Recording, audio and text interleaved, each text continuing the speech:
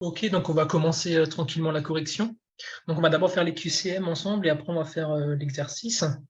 Donc j'espère qu'elle vous a plu. Donc pour la question numéro 1, donc comme vous voulez, soit vous faites par chat ou soit vous faites à haute voix avec le micro, c'est comme vous voulez. Donc qu'est-ce que vous avez répondu à la question numéro 1?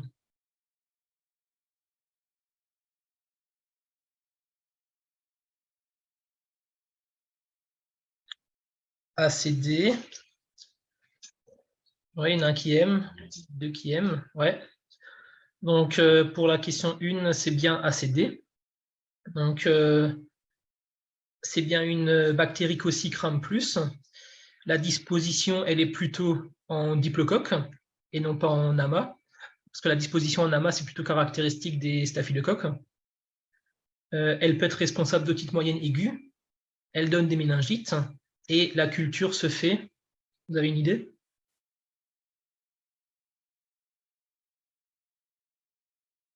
Ouais, sur une gélose au sang, ouais, ouais c'est ça, gélose Columbia. Ok, parfait. La question numéro 2.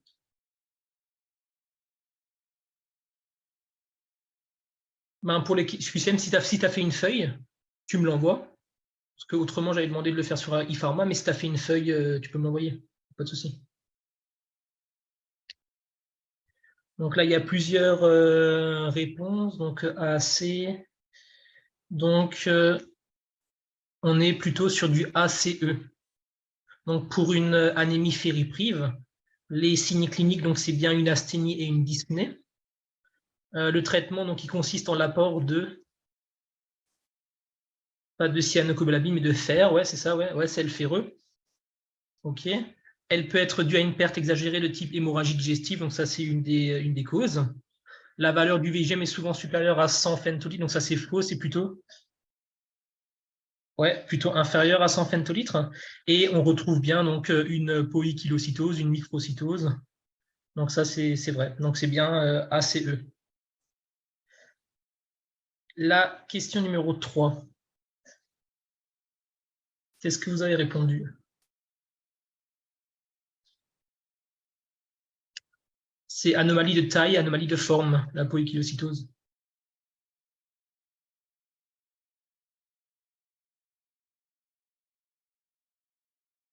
Donc BCD pour la 3. Ouais, c'est ça, BCD.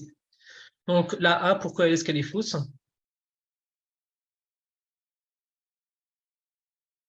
Ouais, donc le facteur rhumatoïde, c'est un facteur qui, enfin, c'est un marqueur qui est non spécifique.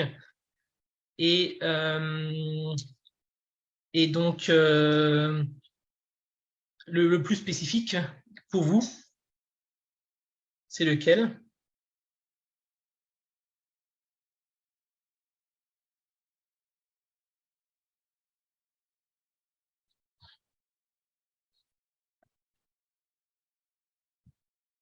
Ouais, c'est ça, c'est un anticorps peptide titruliné.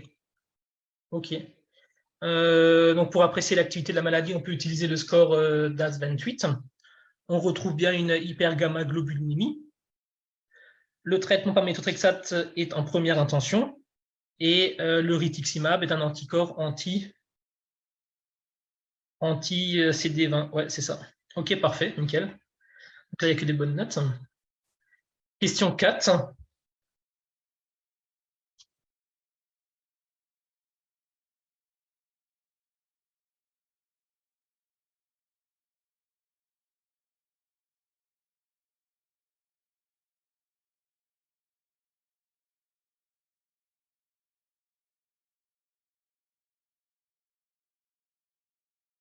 Donc, pour la question, je pensais anisocitose. En fait, on retrouve une anisocytose, on retrouve une polykylocytose. On peut retrouver les deux. Parce qu'il y a un problème de taille, un problème de forme, un problème de couleur. Donc, vous l'avez répondu pour la 4, B et C. Alors, ça vient de quoi la déformation de forme? Alors ça, je ne sais pas d'où ça vient, mais exactement. Le mécanisme, je ne connais pas exactement.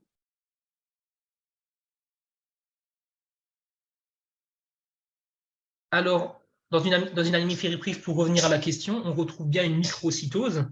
mais en plus, au frottis sanguin, on peut retrouver une poïkilocytose ou une anisocytose.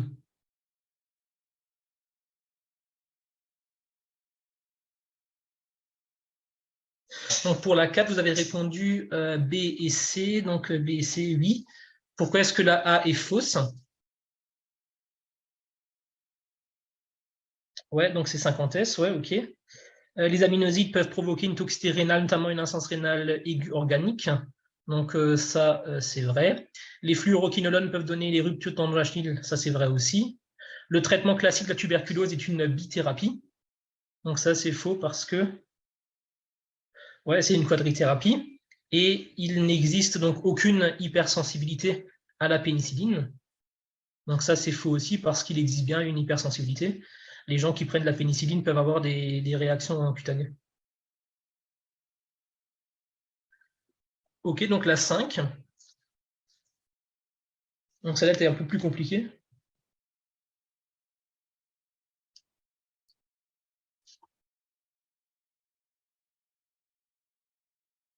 Donc là, vous mettez A et E. Donc là, E, je suis d'accord. La E, je suis d'accord. Donc la A, la dérive antigénique est une modification majeure dans le mécanisme d'échappement de la réponse immunitaire. Est-ce que quelqu'un sait la différence entre une dérive antigénique et une cassure antigénique? Ouais, donc c'est ça. En fait, c'est une cassure antigénique. Une modification mineure, c'est plutôt une dérive antigénique. Et une modification majeure, c'est plutôt une cassure antigénique.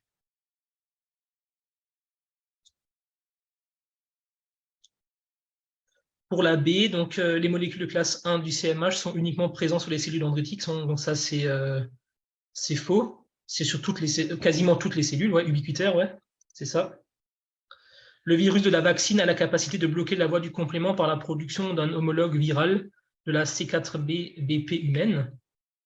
Donc ça, c'est vrai. Le virus va en fait produire un homologue viral qui va venir bloquer le complément. Et ça, c'est une question très particulière et difficile. Mais ça existe bien, une production d'un homologue viral. La D, HLA-B27 est associée à une résistance au paludisme. Donc ça, c'est faux. HLA-B27, on la retrouve plutôt.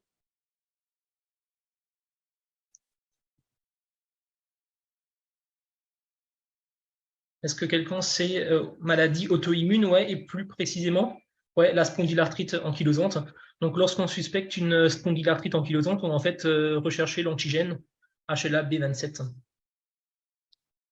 L'interleukine 2 est une cytokine importante dans le développement des lymphocytes.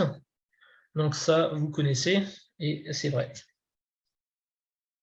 Ensuite, la question numéro 6. Non, ce n'est pas au programme directement, mais dans les cours, on parle de HLA-B27.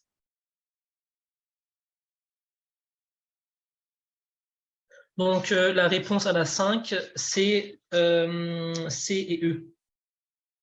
Et la différence entre une dérive antigénique, en fait, la dérive antigénique, c'est une modification mineure, c'est-à-dire qu'on va en fait remplacer un ou deux nucléotides dans un gène. Et la cassure antigénique, on va en fait remplacer un bout d'un gène. Et donc, par exemple, une dérive antigénique, donc une modification mineure, ça va donner par exemple des grippes, des épidémies, alors que la cassure antigénique, ça va donner des pandémies. Ouais, c'est ça, exactement, ouais. Donc, l'épidémie, c'est une dérive antigénique, et les pandémies, c'est une cassure antigénique.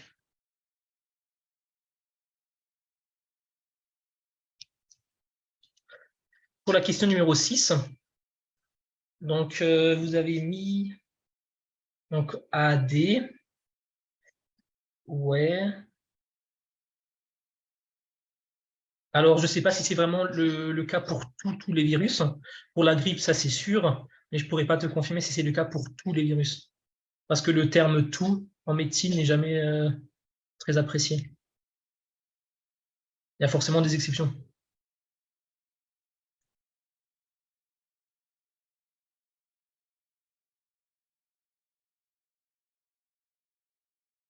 Donc, OK. Donc là, vous dites ABD, ABD. Donc, moi, c'était bien ABD, oui. Donc, la A, elle est vraie parce que chez les personnes qui sont de groupe sanguin O, on retrouve bien des anticorps, donc anti-A et anti-B. Pour la B, une prophylaxie en antépartum par Rofeelac est faite chez les patientes RHD négatifs. Donc ça, c'est vrai. En fait, je suis d'accord avec Ismaël. J'aurais peut-être, là, je remarque, j'aurais peut-être pas dû mettre est faite, mais peut être faite. Parce qu'on ne met pas, enfin, ça porte à confusion, quoi.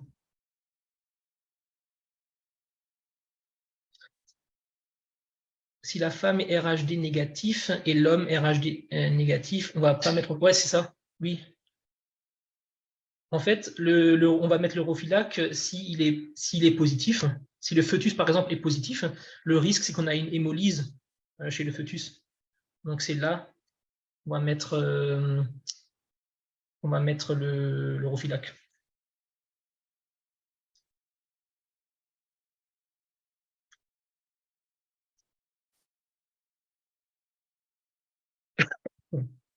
Donc, le réticulocyte est une cellule possédant un gros noyau. Donc, est-ce que ça, c'est vrai ou faux? Ouais, donc c'est une cellule anucléée, ouais. La durée de vie du globule rouge est en moyenne de 120 jours, donc ça, c'est vrai. Et l'hémoglobine F est majoritaire donc, chez l'adulte. Donc, c'est plutôt ouais, A. Ouais, et l'hémoglobine F, on retrouve plutôt chez le fœtus. Ouais, OK. Donc, les réponses pour la 6, c'était A, C, D. Pardon, pour la 6, c'était A, B, D. Mais c'est vrai que la B, je vais peut-être la modifier et mettre. Je vais enlever est faite. Pour la question 7, donc dans le métabolisme des lipoprotéines, le noyau d'une lipoprotéine est hydrophile. Donc, ça, pour vous, c'est vrai ou faux? Donc là, vous dites BCE. OK. Donc le noyau, ouais, c'est plutôt hydrophobe ou lipophile, ouais. Donc c'est hydrophobe. Donc la A, elle est fausse. Les kilomicrons sont les lipoprotéines les plus denses.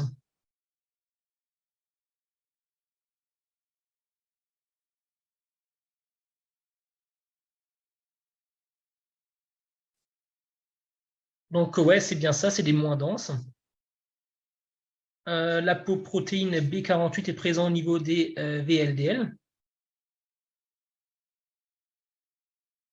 Donc la C, ouais, c'est faux. La B48 se retrouve dans les kilomicrons. La D, HMG-CoA réductase, est une enzyme ciblée par un traitement hypolipémiant, donc ça c'est vrai, notamment par les fibrates. Ça c'est faux, ouais, c'est des statines. Ok, donc une partie de la réponse est vraie, mais l'autre partie est fausse, donc la réponse est fausse. Et E, la surveillance du traitement par statine se fait principalement donc, par le dosage des transaminases. Donc par élimination, ouais, c'est bien E. Ok, donc la réponse à la question 7, c'était E. 8. À propos des protozoaires, quelles étaient les réponses?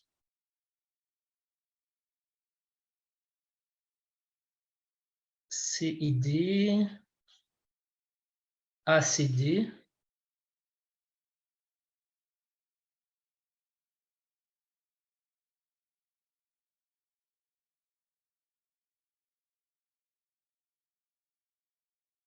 Donc, la A, la forme kystique d'Entamoeba histolytica est présente dans les selles.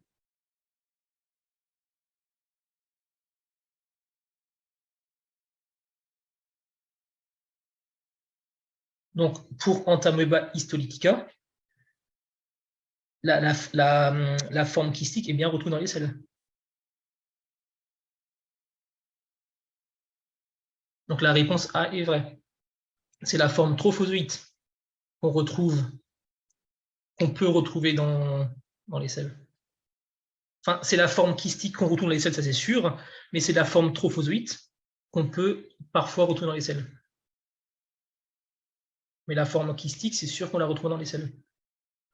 Parce que d'après le cycle donc, parasitaire, le kyste va se transformer en trophozoïte, puis le trophozoïte va se transformer en kyste, et le kyste va être éliminé. Donc forcément, on retrouvera de la forme kystique dans les selles. Donc l'amibiase intestinale, ouais, parasito, ouais, ça va. En fait, si tu comprends les cycles parasitaires, ça va te permettre de tout comprendre. Donc l'amibiase intestinale s'accompagne majoritairement par un épisode fébrile. Ouais, c'est ça. C'est de retenir les cycles. Donc pour la B, qu'est-ce que vous pensez de la B? Oui, donc il n'y a pas de fièvre, ouais. Donc c'est afébrile.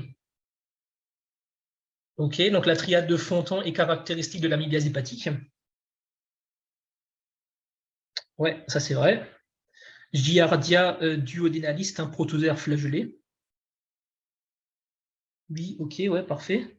Et les kystes de Trichomonas vaginalis sont résistants dans le milieu extérieur. Faux, ouais, parce qu'il n'y a pas de kyste, justement, ouais. Ok, il n'y a pas de kyste. Donc la réponse à la 8, c'était la A, C, D. Concernant les anticancéreux, donc l'antidote utilisé lors de la prise de cyclophosphamide est l'uromithexan.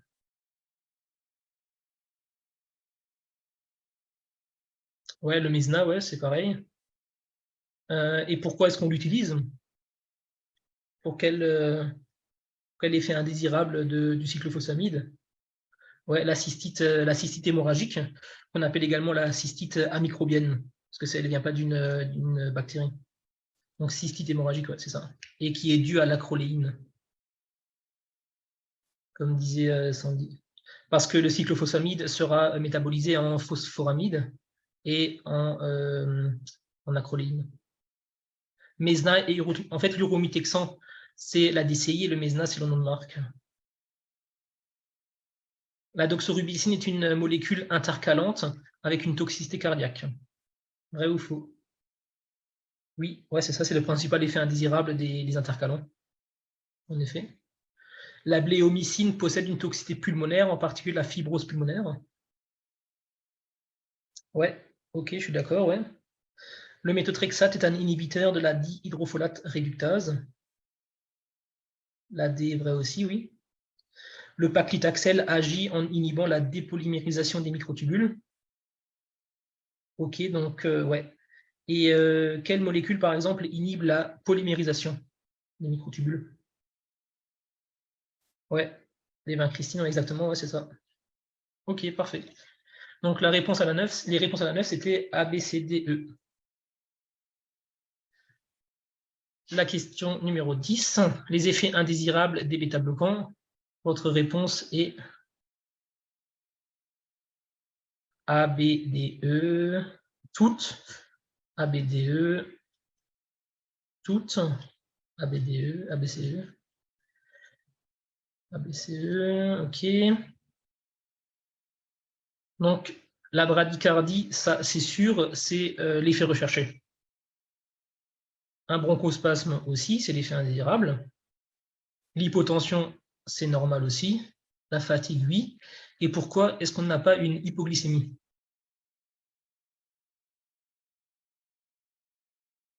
Parce que ça bloque les récepteurs bêta au niveau respiratoire.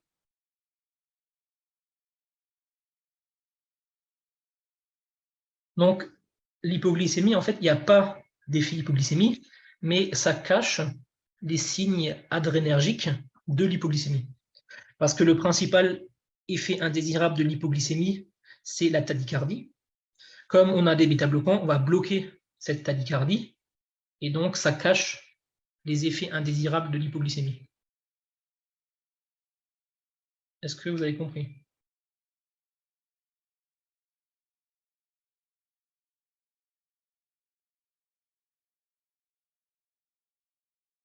Donc l'adrénaline est hyperglycémiante, oui, ça c'est bon, ça je suis d'accord.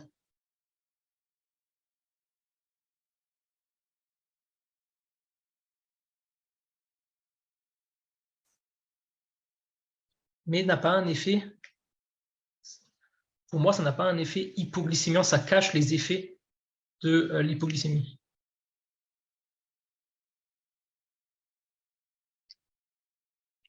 Alors, peut-être que je n'ai pas la notion de récepteur. Quelqu'un me dit il y a des récepteurs au niveau du foie. Alors, moi, j'avais toujours la notion de ça ne donne pas d'hypoglycémie. Mais je vais quand même le noter pour voir si je trouve des infos.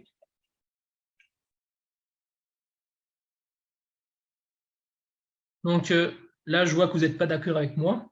Donc je vais quand même le noter. Je vais voir quand même si ça a un vrai effet hypoglycémien ou si ça cache les effets de l'hypoglycémie.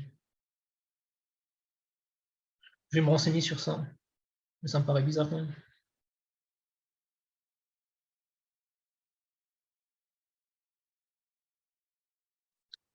Ok, donc je me renseigne et je le mettrai en commentaire lorsque je donne la correction. Ça vous va?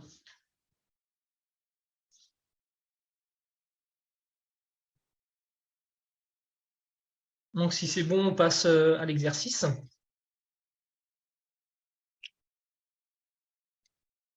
Est-ce que quelqu'un voudrait répondre à la première question avec le micro?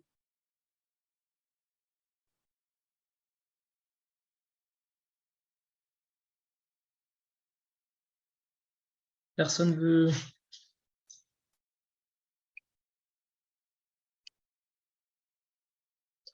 Donc déjà, est-ce que pour la question numéro 1, pour l'exercice, quel est le mécanisme d'action des molécules de la famille des aminosides?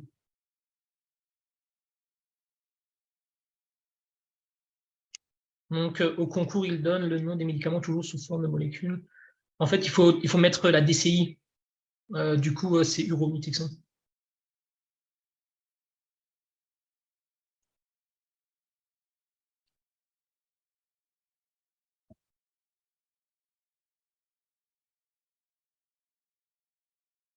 Donc,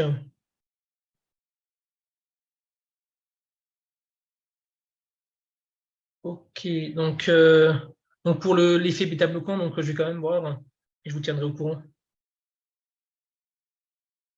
Et pardon, oui, donc la substance, c'est le Mesna et c'est le nom de marque uromytexon.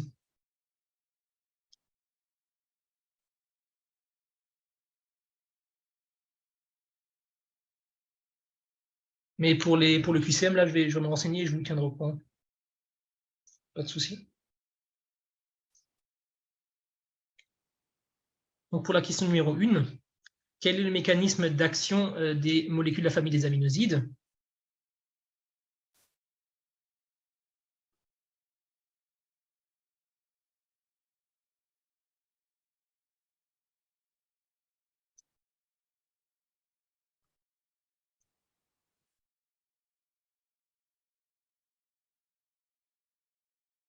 Donc tu as répondu plus haut, pardon, je m'ai vu. Donc inhibiteur, synthèse, protéine. Ouais, donc c'est ça, donc c'est une inhibition de la inhibition donc, de la sous-unité 30S du ribosome, et donc une inhibition de la synthèse protéique et donc une mort cellulaire. Pouvez-vous expliquer les termes activité, concentration dépendante et bactéricide? Donc activité, concentration dépendante. Qu'est-ce que ça vous évoque pour vous? N'hésitez pas à prendre le micro, hein, je pense que c'est plus simple que de...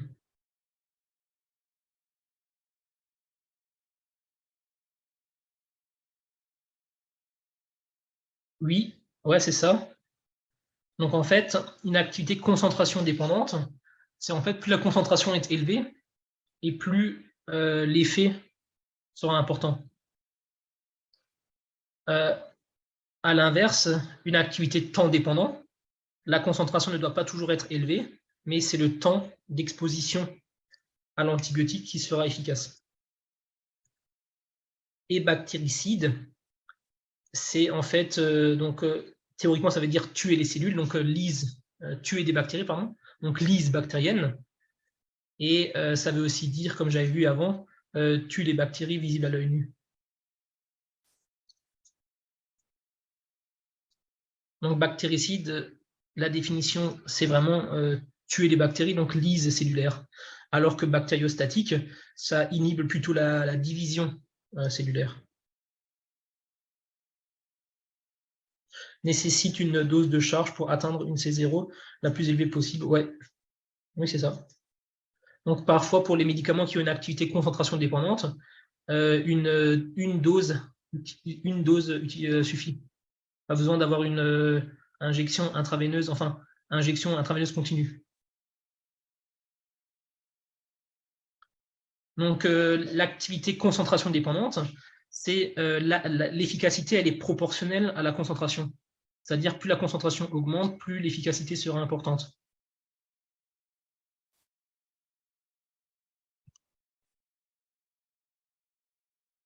Et à l'inverse, par exemple, une activité temps dépendante, où la concentration ne sera pas très importante, mais c'est la durée d'exposition à l'antibiotique qui va faire l'efficacité.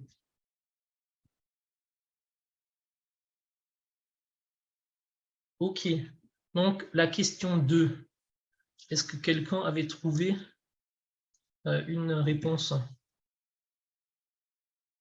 Donc là, je vais essayer quand même de vous diffuser la correction.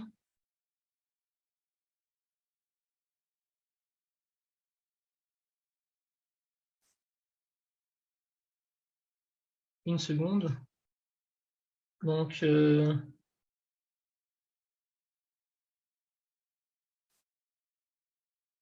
là, est-ce que vous voyez? Ok. Donc là, vous trouvez bien 124,1 mg. Donc ça, c'est bien OK. Donc on fait le volume recueilli sur l'intervalle, donc fois la concentration urinaire de la molécule sur l'intervalle, et donc ce qui nous donne tous les calculs que je vous ai mis là. Et à la fin, on retrouve 124,1 mg. Donc la quantité de la molécule dans les urines 48 heures après l'administration est de 124,1 mg. Donc, qu'est-ce que ça te donne, cette information, sachant qu'on a administré 125 mg? Qu'est-ce que nous montre cette information? Quasi-totalité éliminée sous forme inchangée dans les urines, ouais. Oui, c'est ça.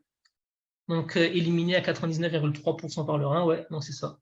Donc, c'est bien, les aminosides sont bien éliminés quasi totalement par le rein. Ok. Non, pas obligatoirement. Mais c'était juste pour vous montrer, pour vous expliquer, et pour voir que 99% de la molécule est éliminée par voie rénale.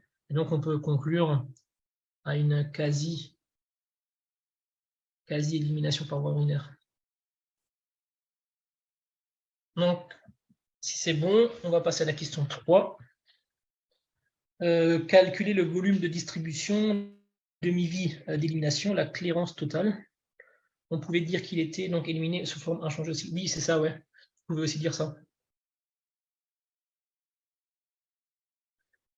Donc, pour le volume de distribution, vous trouvez 2,12.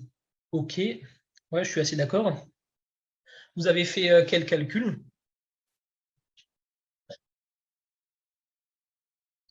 Dose sur C0, ouais.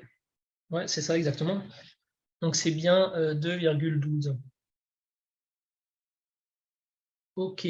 Donc, c'est bien 2,12.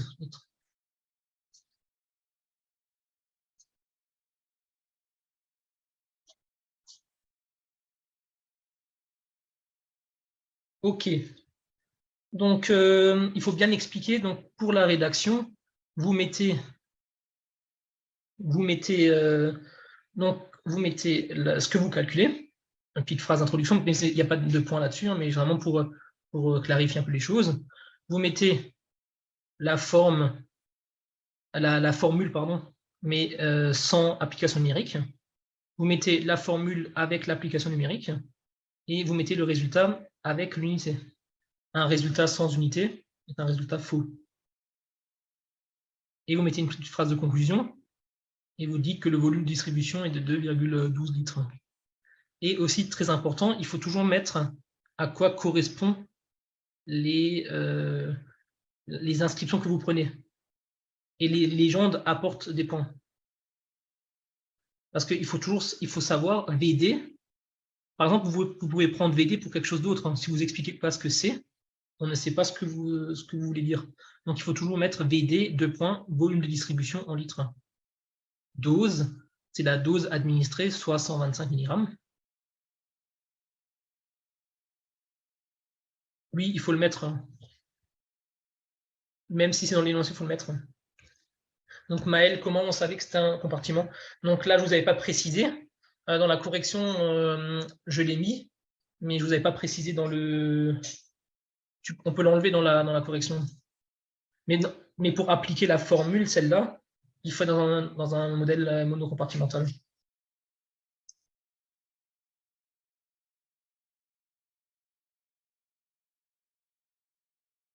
Parce qu'il existe aussi des modèles bicompartimentaux, intraveineuse bolus.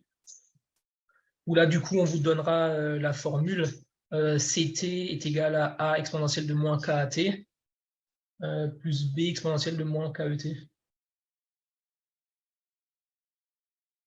Mais en fait, avec les données qu'on te donne, c'est-à-dire que si tu n'as pas d'autres données, forcément, tu vas appliquer cette formule-là.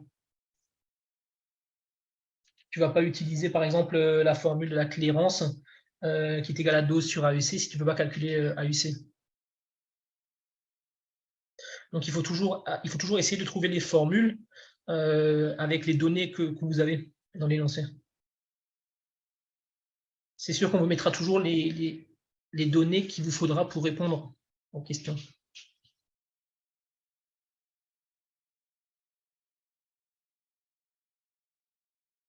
Ok, donc, ouais, donc comme on a dit avant, il faut toujours légender et toujours dire à quoi correspondent les VD, les C0, les F, qu'on sache de quoi vous parlez. Ok, donc c'est bien 2,12 litres. Pour le calcul de la demi-vie d'élimination, vous avez trouvé, donc T1 demi, vous avez trouvé 18,53. Moi, j'ai trouvé 18,2, oui, mais ça dépend des arrondis. Mais ouais, on est bien là. On est pas mal. Donc, premièrement, il faut utiliser donc la formule CT est égal à C0 exponentielle moins KET pour trouver le KE. Et comme ça, le KE, on trouve 0,038.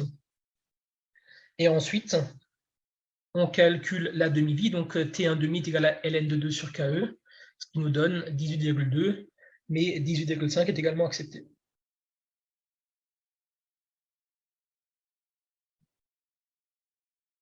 Ok, donc on a le volume de distribution, on a la demi-vie d'élimination, il ne nous reste plus que la clairance totale plasmatique, qui elle est de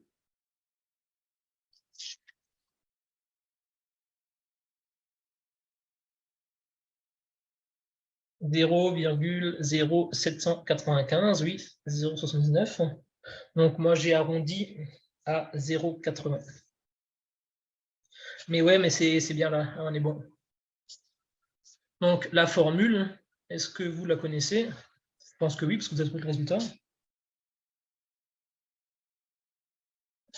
Clairance est égal à KE fois VD. OK. Donc clairance est égal à VD fois KE, donc ça donne 0,08 litres par heure. OK. Parfait. Donc, calculer les clairances rénales et non rénales de cette molécule. Donc, pour la clairance rénale, vous avez trouvé. OK, ouais. Donc là, si vous voyez le résultat de la clairance rénale et le résultat à la question 2, il me semble, la question 2, vous voyez que ça correspond, ça veut dire que 99,3%. Donc là, on voit que votre résultat, c'est environ 99,3% du résultat de la clairance totale. Donc là, pour trouver la clairance rénale, on fait clairance totale fois FE égale à 0,080 fois 124,1 sur 125, et on trouve bien donc 0,079. Et donc, la clairance extra-rénale ou la clairance non rénale, par rapport à vos... si tu passes par l'AUC et que tu trouves la bonne réponse, il n'y a pas de souci, Émilie. Moi, je ne l'ai pas présenté ici dans ma correction, mais si tu trouves, il n'y a pas de souci.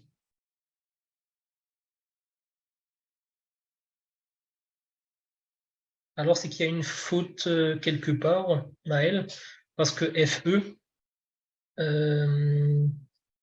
théoriquement, tu devrais trouver 0,993.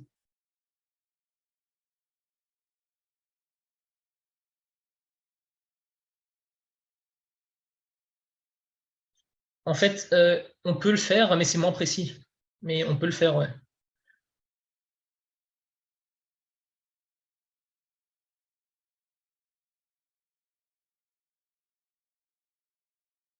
Pour être très précis, il faudrait être plus à 3,3 T1,5.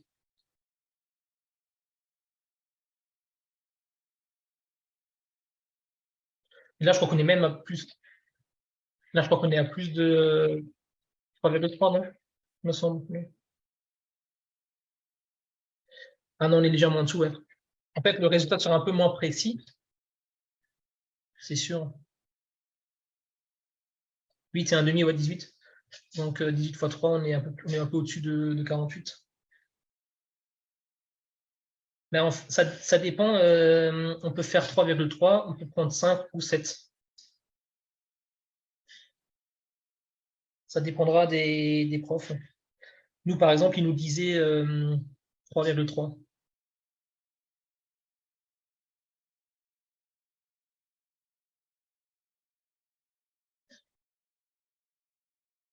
Comment calcule-t-on le FE? Le FE, on fait en fait la dose. Le FE, c'est ici. La quantité éliminée sur la quantité injectée. Et donc, ce qui te donne 0,993.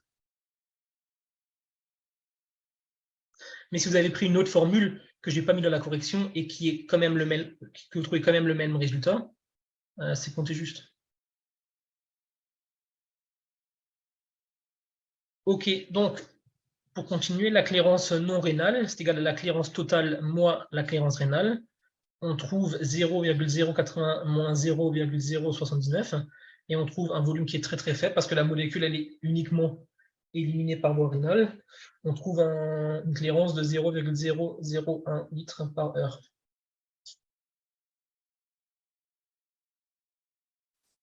Donc là, c'était vraiment pas pour le résultat, mais c'est vraiment pour vous faire travailler sur les calculs de la clairance rénale, la clairance totale, la clairance non rénale.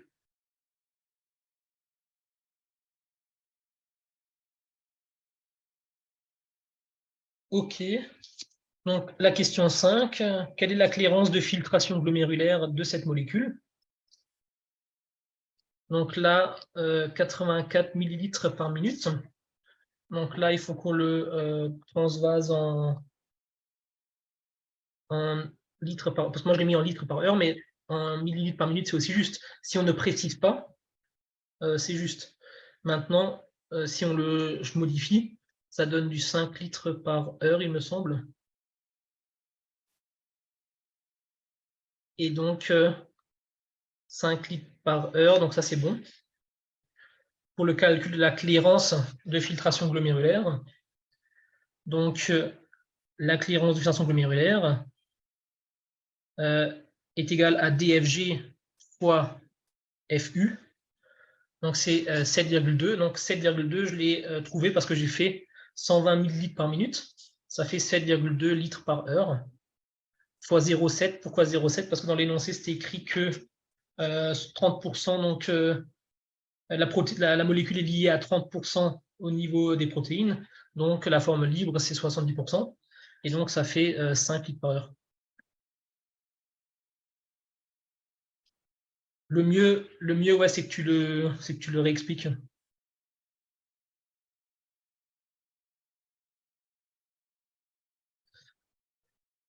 Maël, mais j'ai fait FE est égal à Q infini sur 12 et à 48 heures, c'est pas Q infini. Je vais d'abord calculer, je trouve Q infini, 48, j'ai fait le calcul. Ok, ben, je vais voir quand même où t'as faux. Je vais faire le calcul après, je vais voir où t'as faux. Si tu utilises Q infini. Je regarderai. Et si jamais, je le mettrai dans la correction aussi, ce sera plus simple. En passant par Q infini. J'ai mal lu, j'ai mis FU égale à 0,3. Ah oui, oui, c'est le piège, parce qu'en fait, c'est la formule liée qui est de 0,3, et donc la formule libre qui sera de 1 moins 0,3, qui est égale à 0,7. Donc la clairance de filtration glomérulaire est bien de 5 litres par heure. Donc je vais juste me noter qu'il faut que je regarde pour Q infini. OK. On redéfinit bien les termes, et on est bon. Donc, juste toi, quelqu'un m'avait dit 84 millilitres par minute. Est-ce que ça fait bien 5 litres par heure? Ouais, c'est bon. OK. 6. Calcule le débit nécessaire pour administrer donc, cette molécule en perfusion intraveineuse continue, avec comme objectif une concentration plasmatique à l'équilibre de 48 mg. Donc là, vous avez trouvé 3,82. On est pas mal, je crois. D'après mes souvenirs, moi j'ai trouvé ouais, 3,84. Donc là, on est pas mal. 3,79, j'accepte aussi. Donc la formule pour calculer le débit en intraveineuse continue, donc c'est le débit est égal à la concentration donc, plasmatique à l'équilibre fois la clairance. Donc, comme d'habitude, si ça dépend des unités que vous prenez, des valeurs que vous prenez, et on trouve environ 3,80 mg par heure. Ok, nickel. La question 6b, est-il judicieux de faire une perfusion intraveineuse continue avec cette molécule? Non. Ok. Non. Et pourquoi? Ouais. Pourquoi? Je pense que vous avez déjà dit la réponse avant. Bolus intraveineuse, oui, je suis d'accord.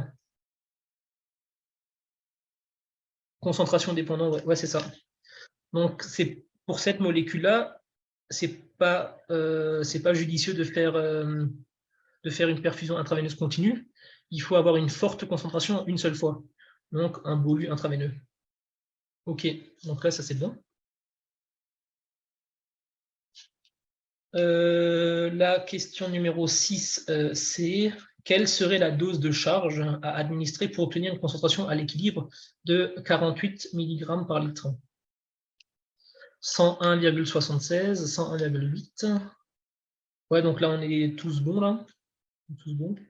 Donc, la formule, c'est bien, la dose de charge, c'est bien VD fois CSS, donc la concentration à l'équilibre. C'est égal à 2,12 fois 48, on retrouve donc 101,8 mg. Et donc la dose de charge à administrer serait de 101,8 mg.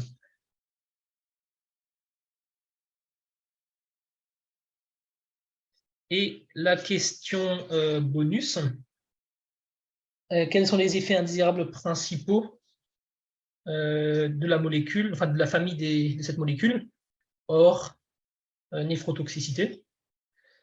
Donc on a une toxicité cochléo-vestibulaire, oui, et un effet curarisant, oui. Une hypersensibilité aussi, on peut aussi le mettre.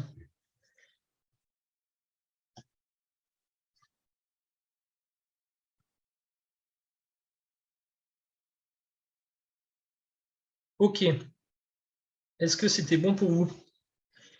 Donc, je me renseigne sur l'effet hypoglycémiant des bêta-bloquants et sur le Q infini. Et je vous mettrai ça en correction et lorsque j'aurai corrigé les copies, si c'est bon pour vous.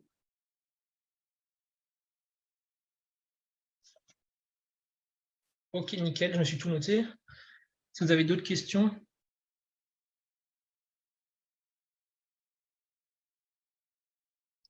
Ok, il n'y a pas d'autres questions. La semaine pro, il y aura bien 2 calls. Alors, le planning. Attendez. Je me renseigne vite fait. J'ai pas le planning en tête.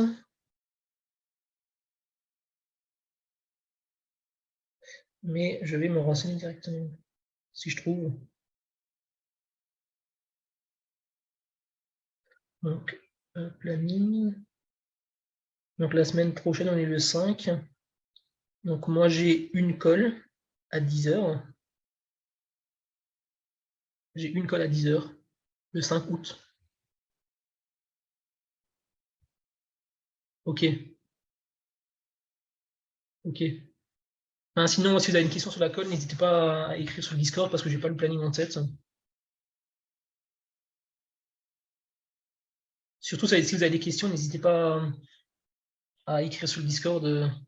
On répond assez vite. Ok. Ça marche. Bonne journée à tous. Et je vous corrige ça et elle vous, elle vous parviendra. La correction, je vais faire la correction pour la semaine prochaine si c'est possible. Sinon, dans 2 semaines. Merci. Bon week-end.